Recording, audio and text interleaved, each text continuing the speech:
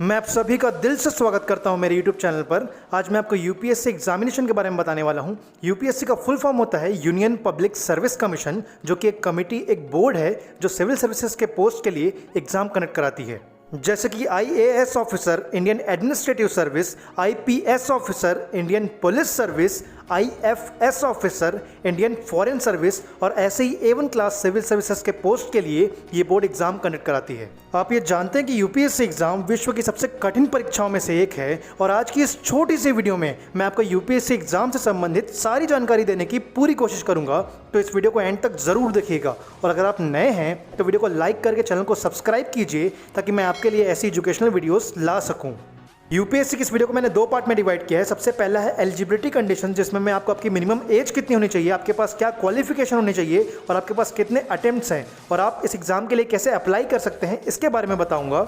और दूसरा जो बहुत इंपॉर्टेंट है वो है प्लान ऑफ एग्जामिनेशन, यानी आपको कितने एग्जाम देने पड़ेंगे, आपके एग्जाम कितने मार्क्स के होंगे और आपको कितने मार्क्स लाने पड़ेंगे, आपके प्रीलिम्स में क्या एग्जाम होंगे, आपके मेन्स में क्या एग्जाम होंगे, इनके बारे में जानेंगे। अगर आप एक इंडियन सिटीजन हैं, आप भारत के नागरिक हैं और आपका सपना है कि आप एक IAS ऑफिसर या IPS ऑफिसर बने, तो आप इस एग्जाम के लिए बिल्कुल एलिजिबल हैं। अगर बात करें एज लिमिट की, तो चाहे आप किसी भी कैटेगरी से बिलोंग करते हो, आपकी न्यूनतम आयु, आपकी मिनिमम एज 21 ईयर्स होना अनिवार्य है। जनरल के लिए मैक्सिमम एज 32, OBC के लिए 35, ST/SC कैंडिडेट के लिए 37 और फिजिकली हैंडीकैप के लिए 42 ईयर्स है। अगर आपने किसी भी यूनिवर्सिटी से या किसी भी इंस्टीट्यूट से ग्रेजुएशन कंप्लीट कर लिया है, तो आप इस एग्जाम के लिए एलिजिबल हैं। अगर हम बात करें मैक्सिमम नंबर ऑफ अटेम्प्ट्स की, तो जनरल के लिए 6 हैं, OBC के लिए 9, ST/SC के लिए कोई रिस्ट्रिक्शन नहीं है, और फिजिकली हैंडीकैप में जनरल और OBC के लिए 9 है और ST/SC के लिए कोई रिस्ट्रिक्शन नहीं है। अगर आप यूपीएससी के एग्जाम के लिए अप्लाई करना चाहते हैं, तो वेबसाइट www.upsconline.nic.in पर जाकर अप्लाई कर सकते हैं।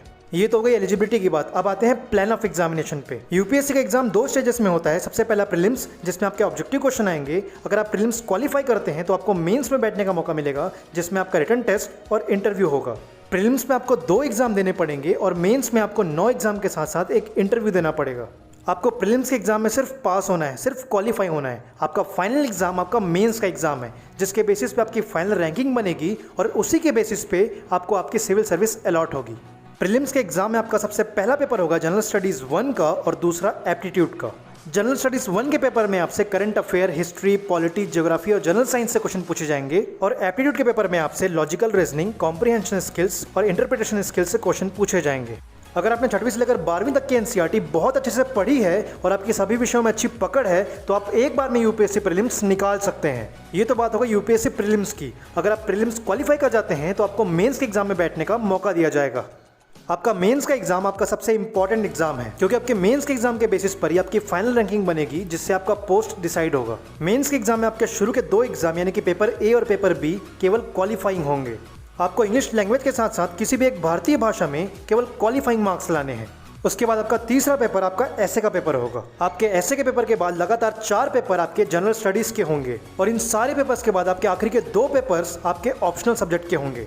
मैं यूपीएससी मेंस में होने वाले सारे एग्जाम यानी कि पेपर A, पेपर B, ऐसे का पेपर, आपके 4 जनरल स्टडीज के पेपर और साथ ही साथ आपके 2 ऑप्शनल के पेपर्स, इन सारे एग्जाम्स के आपको डिटेल सिलेबस मेरी आने वाले वीडियोस में अवेलेबल करवा दूंगा। इन सारे एग्जाम्स के बाद लास्ट में आपका इंटरव्यू होगा, और इस इंटरव्यू में आपकी पर्सनालिटी टेस्ट की जाएगी। आपके इंटरव्यू के बाद आपके सारे एग्जाम्स के मार्क्स के बेसिस पर आपकी मेरिट लिस्ट तैयार होगी, और उस मेरिट लिस्ट के बेसिस पर ही आपको आपके सिविल सर्विस का पोस्ट अलॉट होगा।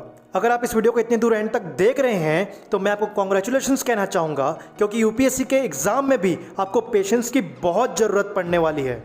अगर आपके पास कोई भी क्वेरी या सजेशन हो तो आप कमेंट सेक्शन में लिख सकते हैं, और कमेंट सेक्शन में #UPSC लिख दीजिएगा, ताकि मैं समझ जाऊँ कि आपने ये वीडियो एंड तक देखी है। और अगर आपको वीडियो अच्छी लगी हो तो वीडियो को लाइक करके चैनल को सब्सक्राइब करें, ताकि मैं आपके लिए ऐसी एजुकेशनल वीडियोस ला सकूं।